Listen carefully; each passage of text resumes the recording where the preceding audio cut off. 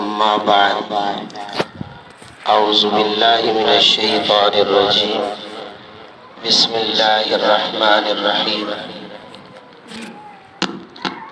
25واں پارہ ہے، اس کی سورت ہے سورہ شورا۔ یہ بھی مکی سورت ہے، اس کی 53 آیات اور 5 رکوع ہے۔ شورا کا معنی مشورہ ہوتا ہے، کسی کام میں آپس میں مشورہ کرنا۔ تو اس صورت میں اللہ تعالیٰ فرما رہے ہیں کہ جو ایمان والے ہوتے ہیں وہ اپنے کام مشورے سے کرتے ہیں۔ ایمان والوں کی ایک صفت یہ ہے کہ وہ اپنے کام مشورے سے کرتے ہیں، بالخصوص اجتماعی کام مشورے سے کرتے ہیں۔ اس لیے مشورے کے نام پر اللہ نے اس سورت کا نام سورہ شورا رکھا ہے۔ اس سورت کے شروع میں اللہ فرما رہے ہیں کہ وہی ہم اتارتے ہیں، گزشتہ نبیوں کے پاس بھی وہی ہم بھیجتے تھے، اور جناب نبی کریم صلی اللہ علیہ وسلم پر بھی وہی ہم بھیجتے ہیں۔ تو نبی اللہ بناتے ہیں اور وہی بھی اللہ ہی بھیجتے ہیں۔ آگے اللہ فرما رہے ہیں کہ ہم نے قرآن کریم کو عربی میں کیوں اتارا ہے، اس کی کیا وجہ ہے؟ اس کی وجہ یہ ہے، اگرچہ قرآن کریم پوری دنیا کے لوگوں کے لیے ہے، لیکن چونکہ ہمارے نبی صلی اللہ علیہ وسلم کی زبان عربی تھی اور حضور عرب میں پیدا ہوئے، اور حضور کے پہلے مخاطب عرب لوگ تھے، اس لیے اللہ فرماتے ہیں ہم نے قرآن کریم کو عربی میں اتارا ہے تاکہ آپ مکہ والوں کو اور مکہ کے ارد گرد والوں کو قرآن کریم کے ذریعے ڈرائیں، قرآن پڑھ کر انہیں سمجھائیں، سنائیں، اور قرآن کریم کے ذریعے انہیں اللہ سے ڈرائیں۔ آگے اللہ فرمانے کہ جتنے بھی نبی گزرے ہیں سارے نبی اللہ نے بھیجے، سارے نبی اللہ کے برحق اور سچے نبی ہیں۔ نبیوں کی شریعتیں تو الگ الگ تھیں، یعنی شریعتوں میں احکام الگ الگ تھے، لیکن جہاں تک عقائد کی بات ہے، عقائد سب نبیوں کے ایک تھے۔ مثلا توحید، سب نبیوں کا عقیدہ ایک ہے، توحید کا۔ رسالت کا سب نبیوں کا عقیدہ ایک ہے۔ قیامت برحق ہے، قیامت قائم ہوگی، سب نبیوں کا عقیدہ ایک ہے۔ تو اللہ فرماتے ہیں اگرچہ انبیاء کی شریعتوں میں احکام کچھ مختلف تھے، لیکن سب کے عقائد ایک ہی ہیں، اور ان سب عقائد کو ہم نے قرآن کریم میں بیان کر دیا ہے۔ اس لیے اگر تم کامیابی چاہتے ہو تو تمہیں قرآن کریم پر عمل کرنا پڑے گا، قرآن کریم کی پیروی کرنی پڑے گی۔ آگے اللہ تعالیٰ نے ایمان والوں کی کچھ صفات بیان فرمائی ہیں کہ ایمان والوں میں کون کون سی صفات ہونی چاہیے۔ پہلی صفت بیان فرمائی، ایمان والے وہ ہیں جو اپنے اللہ پر بھروسہ کرتے ہیں، اپنے اللہ پر توکل کرتے ہیں، اپنے اللہ پر یقین رکھتے ہیں۔ تو فرما دیا کہ ایمان والوں کے اندر توکل اور اللہ پر بھروسے کی صفت ہونی چاہیے۔ دوسرا فرمایا ایمان والوں کی نشانی یہ ہے وہ گناہوں سے بچنے کی کوشش کرتے، جان بوجھ کر گناہ نہیں کرتے، گناہوں سے بچنے کی کوشش کرتے۔ انسان ہے، گناہ ہو جاتے ہیں، لیکن وہ جان بوجھ کر بچنے کی کوشش کرتے ہیں، گناہوں سے بچتے ہیں، بے حیائی کے کاموں سے بچتے ہیں۔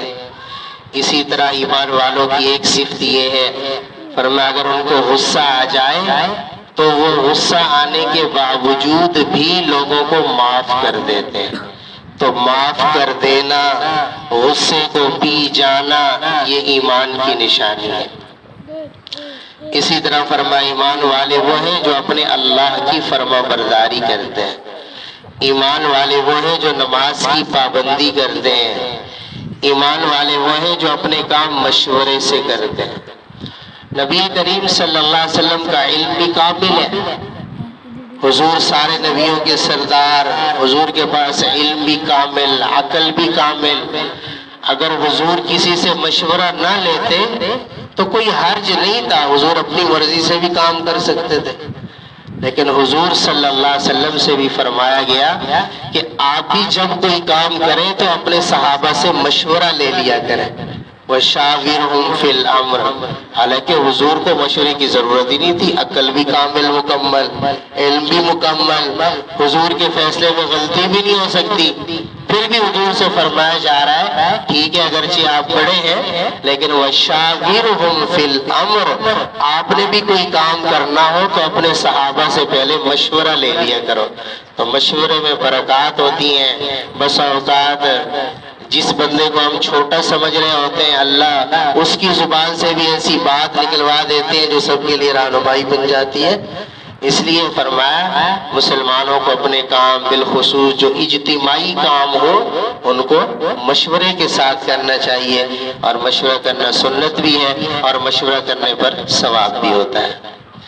اس طرح فرمایا ایمان والے وہ ہیں جو اپنا مال اللہ کے راستے میں خرچ کرتے ہیں. اور اس طرح فرمایا ایمان والے وہ ہیں اگر کوئی ان پر ظلم اور زیادتی کرتا ہے پہلے تو وہ معاف کر دیتے ہیں، اور اگر معاف نہ بھی کرے ظلم اور زیادتی کا بدلہ بھی لیں تو پھر مناسب طریقے سے بدلہ لیتے ہیں، کسی پر ظلم نہیں کرتے.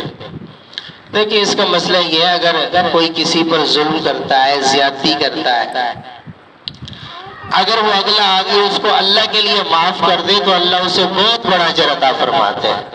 کسی پر کسی نے ظلم کر دیا، زیادتی کر دی، اس نے کہا چلو میاں میں تجھے اللہ کے لیے معاف کرتا ہوں، بہت بڑا ثواب.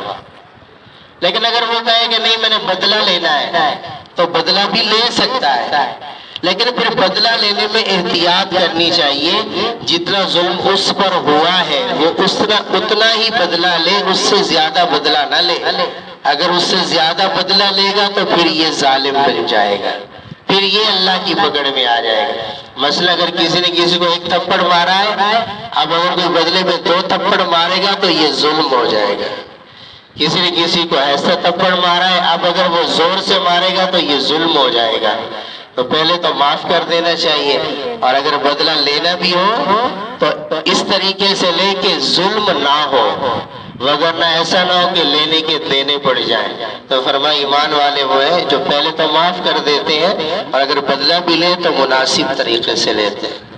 تو یہ وہ صفات ہیں جو اللہ نے اس صورت میں ایمان والوں کی بیان فرمائی ہیں. اگر آدمی ان صفات کو اپنی زندگی میں اپنا لے تو انسان کی زندگی میں انقلاب آ سکتا ہے. اس کے بعد سورہ زخرف شروع ہو رہی ہے. سورہ زخرف یہ بھی مکی صورت ہے، اس کی 89 آیات اور 7 رکوع ہے. زخرف کا معنی ہوتا ہے سونا، زیب و زینت. اللہ فرماتے ہیں کہ اگر یہ خطرہ نہ ہوتا کہ دنیا میں لوگ کافر بن جائیں گے، مرتد ہو جائیں گے، تو اللہ فرماتے ہیں ہم کافروں کو اتنا دیتے کہ ان کے گھر کے دروازے بھی سونے اور چاندی کے ہوتے ہیں. یہ اشکال لوگوں کے ذہنوں میں پیدا ہوتا ہے اور کرتے بھی ہیں، کہتے ہیں جی ہم تو مسلمان بھی ہیں، ہم تو نماز بھی پڑھتے ہیں، ہم تو اللہ کو یاد بھی کرتے ہیں، پھر بھی ہمارے مالی حالات تنگ ہیں، اور وہ جو کافر ہیں اللہ کے نافرمان ہیں، مسلمان بھی نہیں ہیں، ان کے پاس ایمان بھی نہیں ہے، ان کے پاس تو دولت کی ریل پیل ہے، وہ تو عیاشیوں میں پھرتے ہیں اور ان کے پاس مال و دولت کی فراوانی ہے. یہ سوال ذہنوں میں آتا ہے اور بہت ساتھی کرتے بھی ہیں کہ ہم اللہ کی فرما برداری کرتے ہیں پھر بھی تنگ ہیں، اور وہ کافر اللہ کی نافرمانی کرتے ہیں پھر بھی عیش و عشرت میں ہیں. تو اس کا جواب یہ ہے کہ کافر کے لیے اللہ نے بنائی ہی دنیا ہے. اللہ اس کو جو کچھ دیتے ہیں دنیا میں دے دیتے ہیں، اس لیے اللہ دنیا میں کافر کو مال و دولت بھی دے دیتے ہیں، عیش و عشرت بھی دے دیتے ہیں، سب کچھ دے دیتے ہیں، اس لیے کہ ان کے لیے آخرت میں کچھ نہیں ہے. اللہ نے کافر کے لیے صرف دنیا بنائی ہے، اس لیے اللہ کافر کو سب کچھ دنیا میں دے دیتے ہیں. اور ایمان والے کے لیے تو دنیا گزرگاہ ہے، گزارے کی جگہ ہے. ایمان والے کی عیش و عشرت کی جگہ دنیا نہیں ہے بلکہ جنت ہے۔ اللہ ایمان والوں کو نعمتیں جنت میں عطا فرمائیں گے، ایمان والوں کو عیش و عشرت کا سامان جنت میں ملے گا۔ اس لیے اگر دنیا میں اللہ بقدر ضرورت دے رہے ہیں تو اللہ کے شکر ادا کرنا چاہیے، اللہ سے بقدر ضرورت رزق مانگنا چاہیے۔ اگر دنیا میں اللہ نے بہت زیادہ مال و دولت نہیں دیا تو کوئی پریشانی کی بات نہیں ہے، اس لیے کہ دنیا مومن کے لیے عیش و عشرت کی جگہ نہیں ہے۔ اگر یہ دنیا میں اللہ کی مان کر زندگی گزارے گا تو اللہ اس کو جنت میں ساری نعمتیں عطا فرمائیں گے۔ تو اللہ کافروں کو سب کو دنیا میں دیتے ہیں، اس لیے ہمیں نظر آتا ہے کہ ان کے پاس تو مال و دولت ہے، عیش و عشرت ہے، اور مومن کے لیے چونکہ عیش و عشرت کی جگہ جنت ہے، اس لیے مومن کو دنیا میں رہتے ہوئے جنت کی تیاری کرنی چاہیے، جنت کے لیے اعمال کرنے چاہیے تاکہ وہ جنت میں پہنچ جائے اور پھر وہاں اللہ کی ساری نعمتیں انسان کو میسر ہوں۔ تو اللہ یہاں یہی فرماتے ہیں کہ ہم نے دنیا میں کافروں کو بہت دیا ہے۔ اللہ فرماتے ہیں ابھی ہم کافروں کو اس سے زیادہ بھی دیتے لیکن ہم نہیں دیتے۔ کیوں؟ اس لیے کہ جب پھر کمزور ایمان والے دیکھیں گے نا کہ کافروں کے پاس تو اتنا مال و دولت ہے، حالانکہ وہ کافر ہیں، اللہ کے نافرمان ہیں، ہم مومن ہیں پھر بھی تنگ ہیں، تو خطرہ ہے کہ کہیں یہ مرتد نہ ہو جائیں، ایمان سے ہاتھ نہ دھو بیٹھیں، کافر نہ بن جائیں کہ چلو ہم بھی کافر بن جاتے ہیں، عیش و عشرت تو ہوگی، مزے ہوں گے، دنیاوی فراوانی ہوگی۔ تو اللہ فرماتے ہیں چونکہ لوگوں کے کافر ہونے کا خطرہ ہے اس لیے ہم نے ابھی بھی کافروں کو تھوڑا دیا ہے، وگرنہ ہم کافروں کو دنیا میں اتنا دیتے کہ ان کے گھر کے دروازے اور ان کی سیڑھیاں بھی سونے اور چاندی کی ہوتی۔ تو زخرف و امانی سونا ہے، زیب و زینت ہے، اللہ یہی فرما رہے ہیں کہ ہم ان کو اتنا دیتے اگر خطرہ نہ ہوتا تو ان کے دروازے سیڑھیاں بھی سونے اور چاندی کی ہوتی۔ آگے اللہ تعالیٰ نے قسم کھا کر فرمایا کہ قرآن کریم ہم نے عربی میں اتارا ہے تاکہ تم قرآن کریم کو سمجھو۔ قرآن کریم ہمارے پاس لوح محفوظ اللہ کے یہاں ایک مقام ہے، جگہ ہے۔ پہلے قرآن کریم وہاں لوح محفوظ میں تھا، وہاں لوح محفوظ سے اللہ نے قرآن کریم اس پہلے آسمان پر اتارا، پھر پہلے آسمان سے قرآن کریم جبرائیل علیہ السلام لے کر 23 سال تک حضور علیہ السلام کی خدمت اقدس میں آتے رہے۔ تو اللہ فرماتے ہیں لوح محفوظ میں قرآن کریم تھا، وہاں سے ہم نے قرآن کریم اتارا ہے تاکہ تم قرآن کریم سمجھ کر اس پر عمل کرنے کی کوشش کرو۔ اس کے بعد اللہ تعالیٰ نے اپنی قدرت کے دلائل بیان فرمائے ہیں کہ آسمانوں کو دیکھو، زمینوں کو دیکھو، ہم نے تمہارے لیے آسمان بنا دیے، زمینیں بنا دی، ہم نے تمہارے لیے جانور بنا دیے، ہم نے تمہارے لیے سمندر چلا دیے، سمندر میں کشتیاں چلا دی، ہم نے تمہارے لیے جہاز چلا دیے، جانور پیدا کر دیے۔ یہ ساری نعمتیں ہماری ہیں جو ہم نے تمہارے لیے پیدا کی ہیں تاکہ تم نے ان نعمتوں سے نفع بھی اٹھاؤ، اور اگر تم ان نعمتوں میں غور و فکر کرو گے تو تمہیں ہماری قدرت بھی سمجھ میں آئے گی۔ آگے اللہ تعالیٰ نے جاہلیت کے زمانہ میں لوگوں کی ایک گھٹیا سوچ کا ذکر کیا ہے، وہ یہ کہ نبی علیہ السلام کے آنے سے پہلے جاہلیت کے زمانہ میں لوگ بیٹیوں سے نفرت کرتے تھے، اپنی بیٹیوں سے نفرت کرتے تھے، بیٹیوں کو زندہ زمین میں دفن کر دیتے تھے، بیٹیوں کو پسند نہیں کرتے تھے۔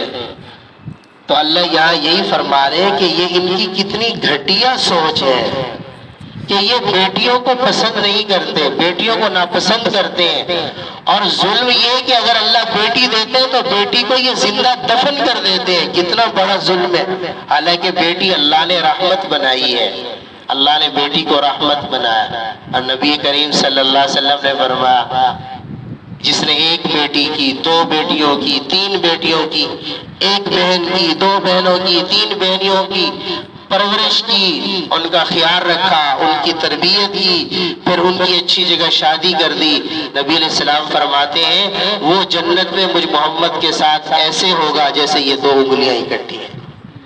تو بیٹی تو اللہ کی رحمت ہے، لیکن کافر بیٹی کو بوجھ سمجھتے تھے۔ آج بھی دنیا میں بعض جاہل لوگ موجود ہیں جن میں جہالت والی یہ باتیں پائی جاتی ہیں کہ جو آج بھی بیٹی کو بوجھ سمجھتے ہیں اور بیٹی کو نفرت کی نگاہ سے دیکھتے ہیں۔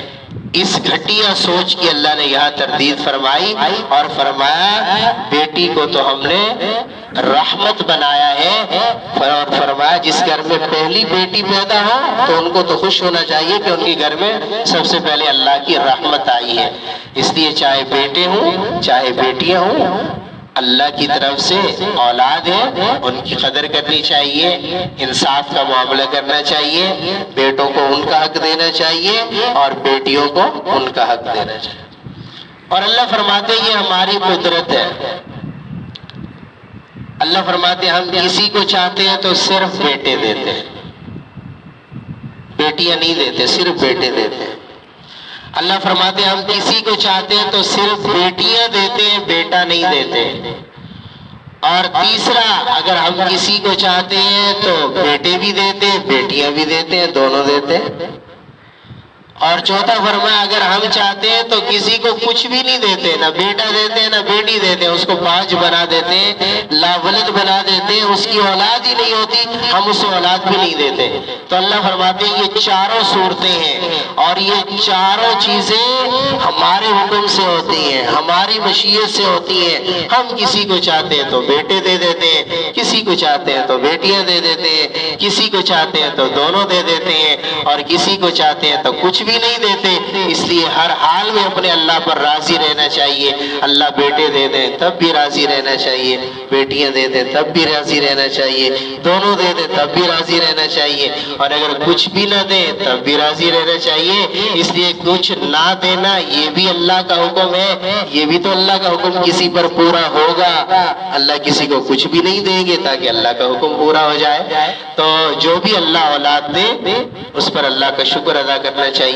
البتہ یہ دعا اللہ سے ضرور کرنی چاہیے، اللہ ہماری اولاد کو نیک بنا دے، اور یہ دعا کرنی چاہیے اللہ ہماری اولاد کو ہماری آنکھوں کی ٹھنڈک بنا دے، ہمارے لیے آخرت کے لیے ذخیرہ بنا دے۔ اولاد کی نیک ہونے کی دعائیں ضرور کرنی چاہیے۔ آگے اللہ تعالیٰ نے ابراہیم علیہ السلام کا واقعہ بیان فرمایا ہے کہ ابراہیم علیہ السلام مشرک نہیں تھے بلکہ موحد تھے، اور انہوں نے ساری زندگی اپنی نسلوں کو اپنی اولادوں کو توحید کا پیغام پہنچایا ہے۔ اس طرح آگے موسیٰ علیہ السلام کا واقعہ اللہ نے بیان فرمایا کہ فرعون کو انہوں نے سمجھایا لیکن فرعون تکبر اور غرور میں آ گیا تو غرق ہو گیا۔ آگے جب نبی علیہ السلام نے اعلان نبوت فرمایا اور آپ نے لوگوں کو سمجھایا کہ میں اللہ کا نبی ہوں، کلمہ پڑھ لو کامیاب ہو جاؤ گے، تو مکہ کے کافروں نے کہا کہ ایک تو یہ بات انہوں نے کہی اگر اللہ نے کسی کو نبی بنانا ہوتا تھا تو کوئی فرشتہ نبی بن کے آتا پھر ہم مان لیتے۔ دوسری بات انہوں نے یہ کہی کہ اگر اللہ نے کسی کو نبی بنانا تھا نا، مکہ اور طائف یہ دو بڑی بستیاں تھیں، مکہ اور طائف یہ دو بڑی بستیاں ہیں، یہاں بڑے بڑے سردار اور چودھری موجود ہیں دنیا کے اعتبار سے بڑے بڑے۔ اگر اللہ نے کسی کو نبی بنانا تھا تو مکہ اور طائف میں سے کسی سردار کو نبی بناتے پھر تو ہم مان لیتے۔ یہ اللہ نے مکہ کے یتیم کو غریب کو نبی بنا دیا اس لیے ہم اسے نبی نہیں مانتے۔ ہاں اگر کوئی سردار نبی بن کر آتا پھر ہم اسے نبی مان لیتے ہیں۔ اللہ نے یہاں بڑا عجیب جملہ دیا۔ اللہ فرماتے ہیں نبوت ہماری رحمت ہے۔ اللہ فرماتے ہیں یہ نبوت کے خزانے بھی ہمارے پاس ہیں جس طرح رزق کے خزانے ہمارے پاس ہیں۔ اللہ فرماتے ہیں رزق کے خزانے بھی ہمارے پاس ہیں، ہم اپنی مشیت کے ساتھ ہر ایک کو رزق دیتے ہیں، کسی کو کم رزق دیتے ہیں کسی کو زیادہ رزق دیتے ہیں۔ اللہ فرماتے ہیں ہماری مشیت ہے، ہماری تقسیم ہے تاکہ دنیا کا نظام چلتا رہے۔ اب جو موچی ہے مثال کے طور پر موچی، اگر اللہ اس کو اتنے پیسے دے دیتے کہ عیش و عشرت میں ہوتا تو وہ ہمارے جوتے سیتا کہاں سے سیتا؟ دنیا کا نظام ہی نہ چلتا۔ مزدور کے پاس پیسے ہوتے وہ مزدوری کرتا، ہمارا کوئی کام ہی نہ ہوتا، نظام ہی دنیا کا نہ چلتا۔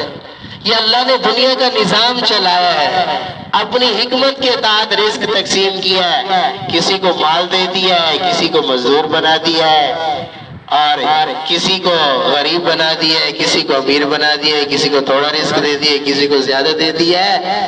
تاکہ دنیا کا نظام چلتا رہے. کسی کو مالدار بنا دیے، کسی کو غریب بنا دیے، اور فرمایا مالداروں سے تم زکوٰۃ نکالو، تم عشر نکالو، تم صدقات نکالو، تمہارے صدقات اور تمہاری زکوٰۃ غریبوں پر خرچ کی جائیں گی. تو یہ اللہ کا نظام ہے.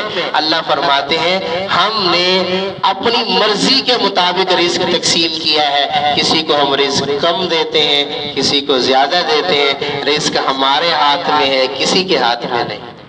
اگر رزق دنیا والوں کے ہاتھ میں ہوتا تو روزانہ بندے مرتے. بندے کا رزق بندے کے ہاتھ میں ہوتا تو بندے فرعون بن جاتے. اللہ نے رزق اپنے ہاتھ میں رکھا. اللہ فرماتے جب رزق کا خزانہ میرے ہاتھ میں ہے، میں نے رزق کا خزانہ بھی تم بندوں کے ہاتھ میں نہیں دیا. اور کسی کو نبی بنانا، نبوت تو بہت اعلیٰ چیز ہے، تو نبی بنانے کا خزانہ بھی میرے پاس ہے. میں نے دنیا میں سے کسی کے ہاتھ میں یہ خزانہ نہیں رکھا. اللہ فرماتے جسے میں چاہتا ہوں نبی بناتا ہوں، جسے میں نہیں چاہتا نبی نہیں بناتا. نبوت وہ بھی چیز ہے، کوئی اپنی عبادت اور ریاضت سے نبی نہیں بن سکتا، بلکہ نبی وہی بنتا ہے جسے میرا اللہ نبی بناتا ہے. تو اللہ یہ فرماتے نبوت ہماری رحمت ہے، کسی کے باپ کی تھوڑی ہے. ہماری مرضی ہم جس کو نبی بنائیں. تو ہم کہتے فلاں سردار کو بناتے نبی، ہماری مرضی ہم نے محمد عربی کو نبی بنایا ہے. ایمان لاؤ گے تو کامیاب ہو جاؤ گے، نہیں لاؤ گے تو جہنم کا ایندھن بنو گے. آگے اس سورت کے آخر میں اللہ فرما رہے کہ اے معبود جب جاہل لوگ آپ کے سامنے آئے نا، جاہل لوگ، اور آپ سے بحث و مباحثہ کریں، آپ ان کے ساتھ زیادہ بحث نہ کیا کریں. آپ جاہلوں سے اعراض کیا کریں. قالوا سلاما، ان سے اچھی بات کہہ کے ایک طرف ہو جایا کریں. جاہلوں سے بحث و مباحثہ نہ کیا کریں، اعراض کیا کریں. اور اگر جاہلوں کی کبھی کوئی بات آپ کو بری لگے تو ان کی بری باتوں پہ صبر کر جایا کریں. اللہ آپ کو اجر اور بدلہ عطا فرمائے. اس کے بعد سورہ دخان ہے، یہ بھی مکی سورت ہے. اس کی 59 آیات اور 3 رکوع ہیں. دخان کا معنی دھواں ہوتا ہے. دخان عربی میں دھوئے کو کہتے ہیں. اس سورت کا نام دخان اس لیے ہے کہ اس سورت میں مکہ والوں پر آنے والے قحط کا ذکر ہے. ہوا یوں کہ جب مکہ والوں نے نبی علیہ السلام کی بات نہیں مانی، ایمان نہیں لائے، سرکشی کرتے رہے، تو اللہ نے سزا کے طور پر ان پر قحط نازل فرمایا. قحط آ گیا، کھانے پینے کی چیزیں نہیں تھیں، لوگ تنگ ہو گئے. حدیث میں یہاں تک آتا ہے کہ اتنا قحط آ گیا کہ یہ جانوروں کے چمڑے چوسنے پر مجبور ہو گئے. اتنا قحط آیا مکہ میں جب انہوں نے نافرمانی کی اللہ کی. پھر ابو سفیان جناب نبی کریم صلی اللہ علیہ وسلم کے پاس آ گیا، کہا آپ دیکھ نہیں رہے مکہ میں اتنا قحط آیا ہے، آپ اللہ سے دعا کر دیں قحط ختم ہو جائے، ہم ایمان لے آئیں گے، آپ کی بات مانیں گے. نبی علیہ السلام نے دعا کر دی، قحط ختم ہو گیا. لیکن ان میں سے اکثر پھر بھی ایمان نہ لائے. تو اللہ اس صورت میں اسی قحط کا ذکر فرما رہے. اللہ فرما دے مکہ میں اتنا قحط آیا تھا، یہ اتنے بھوکے اور پیاسے ہو گئے تھے لوگ. بھوک اور پیاس کی وجہ سے ان کی آنکھوں سے ان کو صحیح نظر بھی نہیں آتا تھا. اگر یہ آسمان کی طرف بھی دیکھتے تھے تو ان کو آسمان پہ بھی دھواں ہی دھواں نظر آتا تھا. اس لیے اس سورت کا نام سورہ دخان ہے. اتنا قحط اللہ نے اس لیے بھیجا تھا تاکہ یہ مجھ سے توبہ کر لیں، میری طرف رجوع کر لیں، ایمان لے آئیں. اور دوسرا دخان دھواں قیامت کی نشانیوں میں سے بھی ہے. قیامت کی ایک بڑی نشانی یہ بھی ہے کہ قیامت کے قریب ایک دھواں ہوگا جو سارے آسمان پر پھیل جائے گا، اور یہ دھواں اس بات کی علامت ہوگا کہ اب قیامت بالکل قریب ہے. تو یہ دخان اور دھواں قیامت کی نشانی بھی ہے. اس سورت کے شروع میں اللہ فرما رہے اِنَّا أَنزَلْنَاهُ فِي لَيْلَةٍ مُبَارَكَةٍ، ہم نے بابرکت رات میں قرآن کریم اتارا ہے. اس بابرکت رات سے مراد لیلۃ القدر کی رات ہے. یہی لیلۃ القدر جو رمضان کے آخری 10 دنوں کی طاق راتوں میں ہوتی ہے، 21 کی، 23 کی، 25 کی، 27 کی، 29 کی، یہ 5 راتیں ہیں. ان 5 راتوں میں کوئی ایک رات لیلۃ القدر کی ہوتی ہے. یہ بڑی عظیم رات ہے. فرمایا 1000 مہینوں سے افضل رات ہے. 1000 مہینوں کے 83 سال اور 4 مہینے بنتے ہیں. یعنی اللہ فرمائے جو اس ایک رات میں عبادت کرے گا ہم اسے 83 سال اور 4 مہینوں کی عبادت کا ثواب عطا فرمائے. اور اللہ فرماتے ہیں اس سے بھی افضل ہے. جسے اللہ افضل فرمائے وہ اللہ ہی جانتے ہیں کتنی افضل ہے. تو اس لیے جتنا ہو سکے، یہ ضروری نہیں ہوتا کہ ساری رات ہم جائیں گے، جتنی اللہ توفیق دے اس رات میں، اس رات کو ضائع نہیں کرنا چاہیے. اس رات میں گناہوں سے بچنا چاہیے. عشاء اور صبح کی نماز جماعت سے ادا کرنی چاہیے. تراویح اہتمام سے پڑھنی چاہیے. تہجد کا اہتمام کر لیں. اس کے علاوہ جتنا ہو سکے کچھ تلاوت، کچھ ذکر، کچھ نوافل، کچھ توبہ استغفار اور کچھ اللہ سے دعا کر لیں. رات کا کچھ حصہ سو بھی جائیں. اگر ہم اتنا بھی 5 راتوں میں کر لیں گے تو جون سی رات بھی لیلۃ القدر کی ہوگی، اللہ ہمیں اس کا اجر ضرور عطا فرمائے. تو اس لیے جو راتیں آج بھی 23 کی رات ہے، جو راتیں بچی ہیں ان کو ضائع نہیں کرنا چاہیے. کچھ نہ کچھ ضرور اپنے اللہ سے مانگنا چاہیے، عبادت کرنی چاہیے.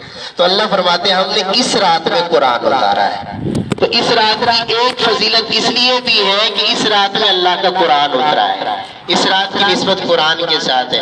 اور قرآن اتنی عظیم کتاب ہے، جس چیز کی نسبت قرآن سے ہو جاتی ہے وہ چیز اونچی ہو جاتی ہے، اعلیٰ ہو جاتی ہے.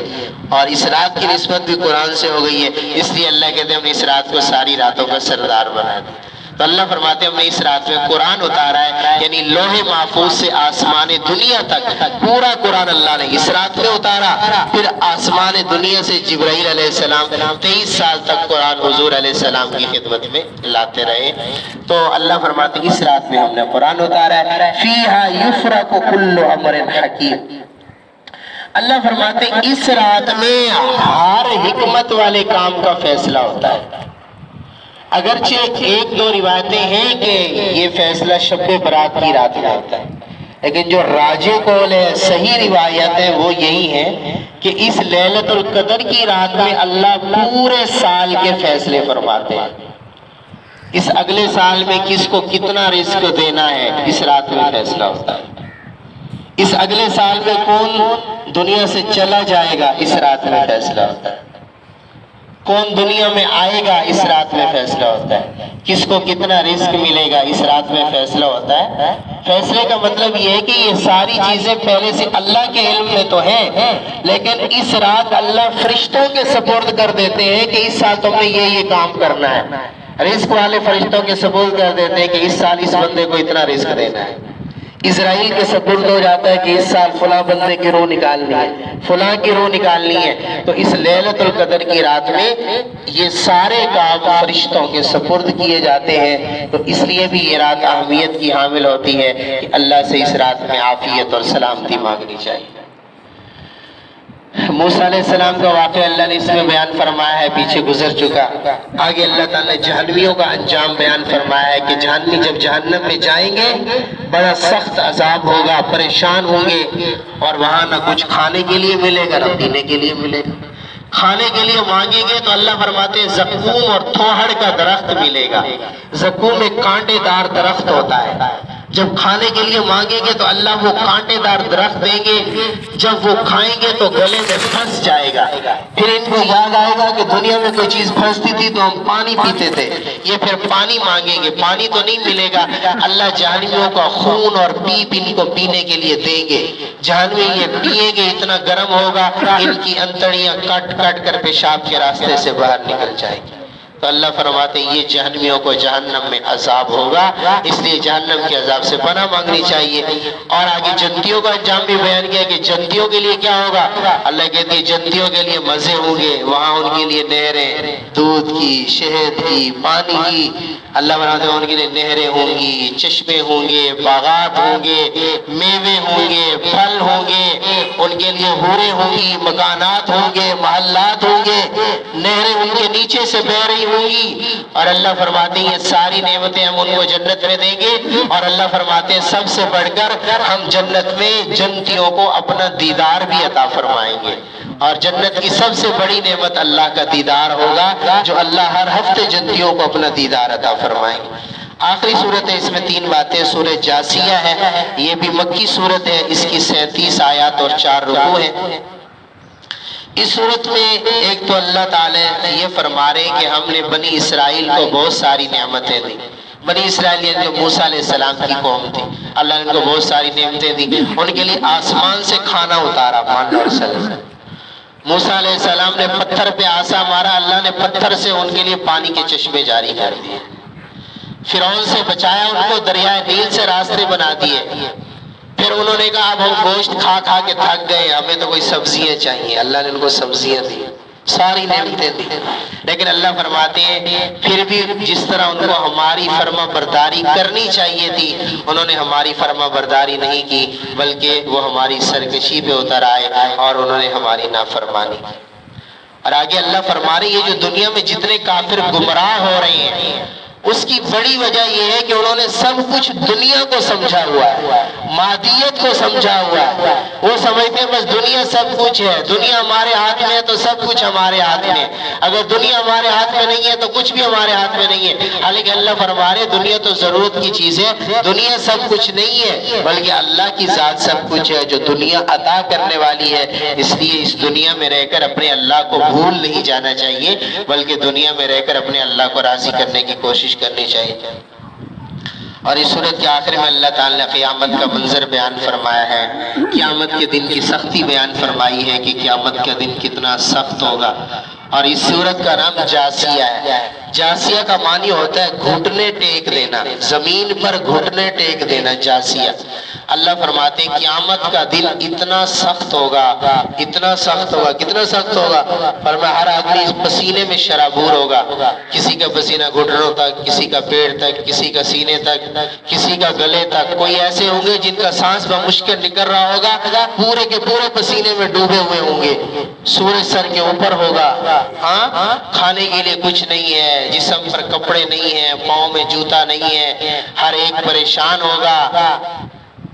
اتنا سخت منظر، اور فرمایا اتنا سخت منظر ہوگا کہ لوگ خوف کی وجہ سے اپنے گھٹنوں کے بل نیچے گر جائیں گے، اپنے گھٹنوں کے بل گر جائیں گے، گھٹنوں کے بل بیٹھ جائیں گے، اتنا سخت منظر قیامت کا ہوگا۔ تو اللہ فرمانا یہی چاہتے ہیں کہ اس سخت منظر کے لیے دنیا میں رہ کر تیاری کرنی چاہیے اور اللہ سے دعا بھی کرنی چاہیے کہ اللہ ہم سب کو قیامت کی سختی سے محفوظ فرمائے۔ اللہ ہم سب کو عمل کی توفیق۔